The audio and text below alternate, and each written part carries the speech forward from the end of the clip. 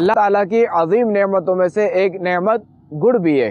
تحقیقات کے مطابق گڑ میں iron, phosphorus, acid, vitamin A, vitamin C, vitamin B1، vitamin B2، nicotine وغیرہ پائے جاتے ہیں۔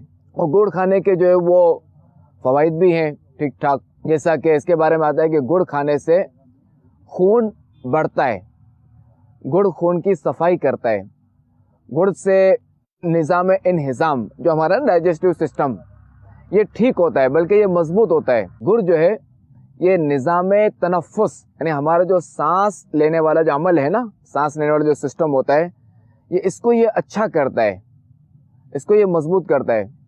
اسی طرح نظام انہضام جو ہمارا ڈائجسٹو سسٹم ہے، جسے کھانا وغیرہ ہضم ہوتا ہے، ہم جو کھاتے ہیں پیتے ہیں یہ جو ہضم ہوتا ہے، تو گڑ اس کو بھی مضبوط کرتا ہے۔ اسی طرح گڑ جگر کی صفائی کرتا ہے، گڑ جو ہے وہ کھانسی دور کرتا ہے، نزلہ زکام یہ بھی دور کرتا ہے، اور گڑ جو ہے بلغم ختم کرتا ہے۔ دیکھیں کہ چینی بھی میٹھی ہے، گڑ بھی میٹھا ہے، لیکن چینی کھانے سے وزن بڑھتا ہے جبکہ گڑ کھانے سے وزن نہیں بڑھتا۔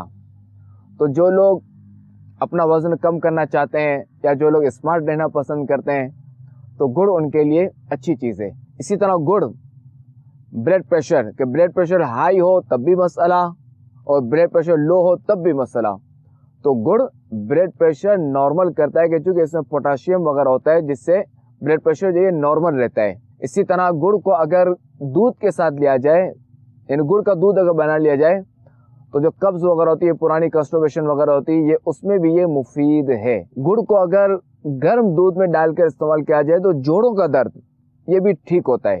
گڑ بہترین انرجی بوسٹر ہے۔ اگر آپ فوری طاقت چاہتے ہیں، فوری توانائی چاہتے ہیں، کوئی کام کرنا ہے آپ نے، بعض لوگ جو انرجی ڈرنکس لیتے ہیں ان کے نقصانات بھی ہیں۔ گڑ کے انرجی بوسٹر آپ لیں گڑ، انشاءاللہ الکریم جو ہے وہ آپ کے اندر طاقت آئے گی۔ سردیاں گڑ کا سیزن ہے، یعنی گڑ جو ہے سردیوں ہی میں بنتا ہے، یہ چونکہ گنا یہ سردیوں میں پیدا ہوتا ہے، اس کی گنے کی کٹائی جو وہ سردیوں میں ہوتی ہے اور سردیوں ہی میں یہ سارا پروسیجر ہوتا ہے۔ گڑ اور کالے تل کے لڈو اگر بنا لیے جائیں اور انہیں سردیوں میں صبح و شام استعمال کیا جائے تو سردیوں میں یہ بہترین فائدہ مند چیز ہے کہ سردی برداشت کرنے میں آسانی ہوگی۔ کھانا کھانے کے بعد بعض لوگ جو ہے وہ کچھ نہ کچھ سوڈا لیتے ہیں، کوئی کولڈ ڈرنک لیتے ہیں، کوئی کیا لیتا ہے کھانا ہضم کرنے کے لیے، تو گڑ بہترین دوا ہے۔ اب کھانے کے بعد تھوڑا سا گڑ لیں، انشاءاللہ الکریم آپ کا کھانا ہضم ہو جائے گا۔ دیسی گڑ کہ جس کا ڈارک براؤن ہوتا ہے، جو اس میں جو رنگ کاٹ نہیں ہوتا، کہ یہ چمکدار نہیں ہوتا، تو اس کا استعمال زیادہ فائدہ مند ہے۔ اگرچہ کہ نظر آنے میں اچھا نہیں لگتا مگر ہے فائدہ اس کا زیادہ۔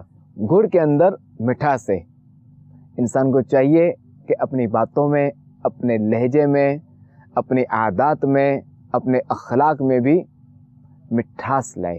گنا خود تو پس جاتا ہے مگر دوسروں کو نفع دیتا ہے۔ کاش ہم بھی ایسے بن جائیں کہ ہمیں اگر کوئی تکلیف دے، ہمیں کوئی پریشان کرے تو ہم دیگر کو پریشان کرنے کے بجائے عفو درگزر سے کام لیں، ہم نفع پہنچانے والے بنیں اور اپنے بھائیوں کو، اپنے مسلمان بھائیوں کو معاف کریں۔ گنے کا رس نکلنے کے بعد اسے گرم کیا جاتا ہے، پھر اس میں سوڈا ڈالا جاتا ہے۔ گنے کے اس گرم رس میں سوڈا جاتا ہے تو میل باہر آتا ہے۔ یوں ہی بندہ مومن پر کوئی مصیبت آئی اور اس نے صبر کیا تو اس کے گناہوں کا میل ختم ہوتا ہے۔ سوڈا والے پروسیس کے بعد اس میں شائننگ لانے کے لیے رنگ کاٹ ڈالا جاتا ہے، اس سے جو اس میں کوئی شائننگ آ جاتی ہے۔ اگر کوئی رنگ کاٹ نہ ڈالے اور بغیر رنگ کاٹ کے استعمال کرے تو گہرا براؤن ہوتا ہے، تو اس کے فائدے زیادہ ہیں۔ رنگ کاٹ کے بعد جو ہے وہ یہ پکتا رہتا ہے یہاں تک یوں سمجھے کہ یہ 1/3 رہ جاتا ہے۔ اچھا، جب یہ تیار ہو جاتا ہے تو اسے لکڑی کا جو سانچہ بنا ہوا ہے اس میں ڈال دیا جاتا ہے اور پھر اسے مسلسل ہلایا جاتا ہے۔ ہلانے کے بعد اسے مزید گاڑھا پن آتا ہے اور پھر اسے جو ہے وہ یہ پیڑے بنا لیتے ہیں، مختلف ٹکڑے بنا لیے جاتے ہیں اور یوں جو ہے گڑ تیار ہوتا ہے۔ اچھا، گڑ کی تاثیر گرم ہوتی ہے اور شکر کی تاثیر ٹھنڈی ہوتی ہے۔ بس فرق یہ ہے کہ جب شکر نے بھی اسی طرح تیار ہونا ہے، بس یہ ہے کہ یہاں جو ہے وہ شکر میں سوڈا کی مقدار بڑھا دی جاتی ہے۔ سوڈا کی مقدار بڑھا دینے کے بعد جب یہ تیار ہو جاتا ہے تو پھر اسے وہیں ڈالا جاتا ہے سانچے میں اور پھر اسے مسلسل ہلایا جاتا ہے۔ اب سوڈا ڈالنے کی وجہ سے کیا ہوتا ہے کہ یہ اب جو ہے وہ جمے گی نہیں۔ اللہ تعالیٰ نے دیکھے انسان کو کیسا ذہن دیا، کیسا عقل دی کہ ایک ہی چیز سے وہ کتنی چیزیں بنا لیتا ہے۔ بندے کو چاہیے کہ اپنی عقل کا صحیح استعمال کرے اور اللہ تبارک و تعالیٰ کا شکر ادا کرے، اور نعمتوں کا شکر ادا کرنے کا ایک طریقہ یہ بھی ہے کہ اس کی نافرمانی سے بچے۔ اللہ ہمیں اپنی نافرمانی سے بچائے۔